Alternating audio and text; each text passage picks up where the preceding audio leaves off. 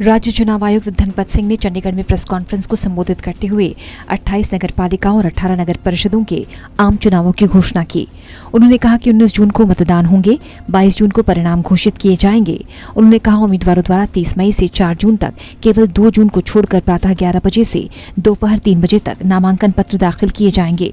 नामांकन पत्रों की जाँच 6 जून को होगी। उम्मीदवारों द्वारा 7 जून 2022 तक 11 बजे से 3 बजे तक नामांकन पत्र वापस लिए जा सकते हैं। उसी दिन उम्मीदवारों को चुनाव चिन्ह अलॉट किए जाएंगे। 19 जून को प्रातः 7 बजे से शाम 6 बजे तक मतदान होंगे।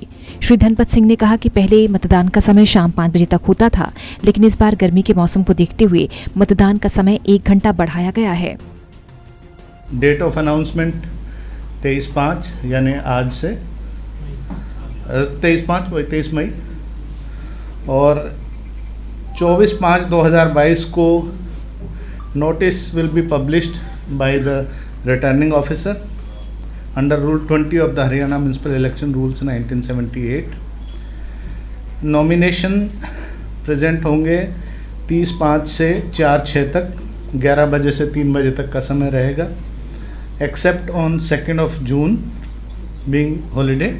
नॉमिनेशन पेपर्स की स्क्रूटनी होगी 6 तारीख को 11:30 से 3 बजे तक। Last date for withdrawal of candidature रहेगा 7/6 को 11 से 3 तक, और उसी दिन फिर 3 बजे जब फाइनल लिस्ट हो जाएगी, किसी ने अगर विड्रॉ कर लिया है तो उसके बाद जो बचे इलेक्शन सिंबल्स अलॉट किए जाएंगे। उन्होंने कहा कि फरीदाबाद नगर निगम और 3 अन्य नगर पालिकाओं के चुनाव बाद में होंगे, क्योंकि सूची में संशोधन का कार्य जारी है। उन्होंने कहा कि नगर परिषद कमेटी के अध्यक्ष और सदस्यों का चुनाव लड़ने वाले उम्मीदवारों की खर्च सीमा संशोधित की गई है। नगर पालिका के अध्यक्ष के लिए चुनाव खर्च की सीमा 10.5 लाख रुपए निर्धारित की गई है, जो पहले 10 लाख थी। इस तरह अध्यक्ष नगर परिषद के चुनाव खर्च की सीमा 16 लाख रुपए निर्धारित की गई है, जो पहले 15 लाख रुपए थी। इसी प्रकार सदस्य नगर पालिका के लिए चुनाव खर्च की सीमा 2.5 लाख से 2,25,000 से बढ़ाकर 2,50,000 कर दी गई है। सदस्य नगर परिषद के लिए 3,30,000 से बढ़ाकर 3,50,000 कर दी गई है। राज्य चुनाव आयुक्त ने कहा कि सभी उम्मीदवार अपने चुनावी खर्चे का लेखा बनाकर चुनाव का परिणाम घोषित होने के 30 दिनों के भीतर उसे उपायुक्त या राज्य निर्वाचन आयोग द्वारा प्राधिकृत अधिकारी को प्रस्तुत करेंगे।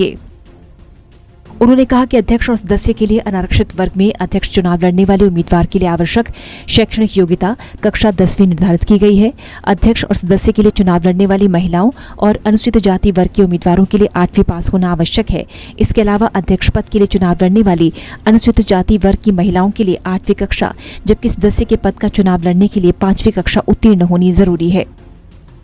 अनरिजर्व्ड कॉन्स्टिट्यूंसीज हैं, उनके लिए प्रेसिडेंट के लिए 10वीं पास अनिवार्य है। हरियाणा स्कूल शिक्षा बोर्ड या उसके समकक्ष जो मान्यता प्राप्त बोर्ड हों उनसे।